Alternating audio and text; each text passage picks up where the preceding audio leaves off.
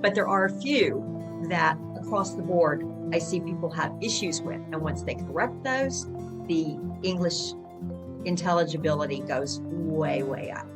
Okay, so let's discuss about those sounds right away. Okay. Because I'm excited. Okay. Yeah.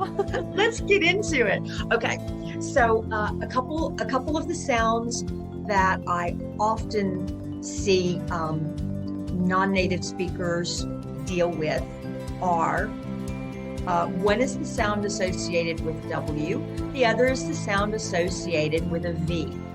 And I see people crisscross those. So for instance, wait with the W, it's a glide, with the W glide becomes wait, wait.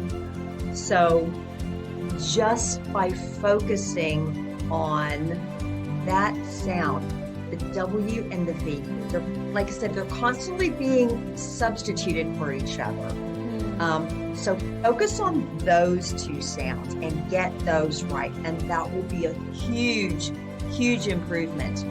Another sound that causes people difficulty is the two sounds associated with the letters TH, and there's a voiced version, as in this, and there's an unvoiced version, like think.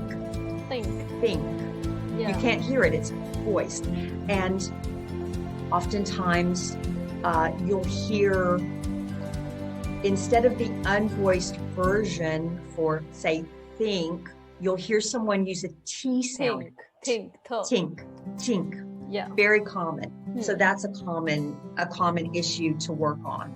And then also the voiced this will often be pronounced like D, like a letter D, dis.